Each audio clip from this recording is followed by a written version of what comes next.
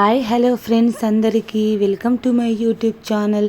ఈరోజైతే నేను crispy omelette ఎలా చేసుకోవాలో నేనైతే మీకు ఈ వీడియో ద్వారా క్లారిటీగా చూపిస్తాను ఫ్రెండ్స్. ఫస్ట్ ఆఫ్ ఆల్ ఒక బౌల్ తీసుకొని అందులో మనం ఒక ఎగ్ని బీట్ చేసుకోవాలి ఫ్రెండ్స్. మీకు కావాలంటే 2-3 ఎగ్స్ అయినా తీసుకొని బీట్ చేసుకోండి ఫ్రెండ్స్. ఆ తర్వాత మనమైతే ఇందులో పోపు గింజలు వేసుకోవాలి ఫ్రెండ్స్. ఈ పోపు గింజలు అనేది ఆప్షనల్, మీరు వేసుకుంటే వేసుకోవచ్చు, లేకపోతే లేదు. అది నేను క్రిస్పీగా టేస్ట్ కోసం వేసుకున్నాను ఫ్రెండ్స్. దాంట్లో తగినంతగా మనం సాల్ట్ వేసుకోవాలి ఫ్రెండ్స్. ఆ తర్వాత అందులో 1 టీ స్పూన్ కారం పొడి, ఆ తర్వాత 1 టీ స్పూన్ పసుపు, ఆ తర్వాత అందులో మనం టేస్ట్ అనేది మనకు ఇంకొంచెం టేస్టీగా రావాలనుకుంటే నెయ్యి కూడా వేసుకోవచ్చు ఫ్రెండ్స్. చూశారు కదా ఫ్రెండ్స్. ఇప్పుడు ఇవన్నీ ఆ బౌల్లో వేసుకొని మనం ఇందులో లైట్గా అల్లం వెల్లుల్లి కూడా వేసుకోవాలి ఫ్రెండ్స్. వేసుకున్న తర్వాత ఇది మొత్తం లిక్విడ్ రూపంలో వచ్చేంత వరకు మనం దీన్ని బీట్ చేసుకోవాలి ఫ్రెండ్స్. టేస్ట్కు కావాలంటే కొంచెం ధనియాల పొడి కూడా వేసుకోండి ఫ్రెండ్స్. ఆ తర్వాత మొత్తం లిక్విడ్ రూపంలో వచ్చే వరకు మనము దీన్ని బీట్ చేసుకోవాలి ఫ్రెండ్స్. మీకు కావాలనుకుంటే క్యారెట్ ముక్కలు కూడా వేసుకోండి ఫ్రెండ్స్.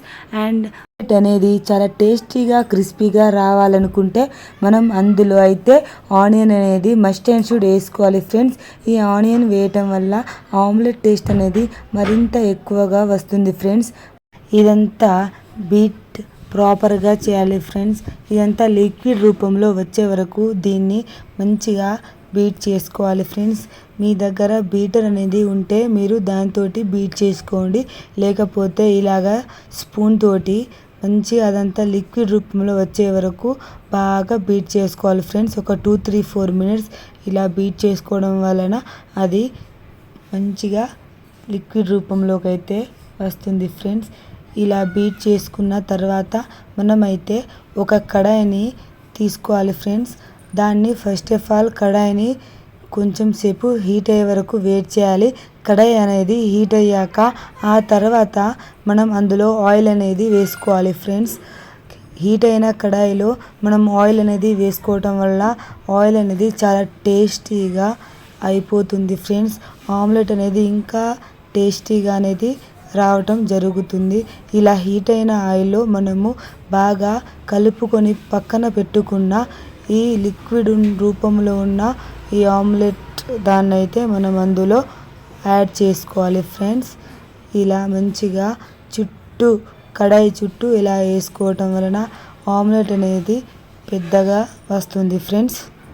ఇది కొంచెం హీట్ అయ్యే వరకు మనం వెయిట్ చేయాలి ఫ్రెండ్స్. ఇలా హీట్ అయిపోయాక కింది పైన భాగంలో ఉన్న దాన్ని మళ్ళీ రివర్స్లో ఆమ్లెట్ని అయితే మనం రివర్స్లో వేసుకోవాలి. మొత్తం అయితే హీట్ అయిపోయింది ఫ్రెండ్స్. చూశారు కదా ఫ్రెండ్స్, ఆమ్లెట్ ఎంత సూపర్గా వచ్చేసిందో. ఇప్పుడు ఈ ఆమ్లెట్ చుట్టూ ఇలా కీరాతోటి గార్నిష్ చేసుకొని మనం తింటే చాలా టేస్టీగా సూపర్గా వస్తుంది ఫ్రెండ్స్. మీరు కూడా ట్రై చేయండి.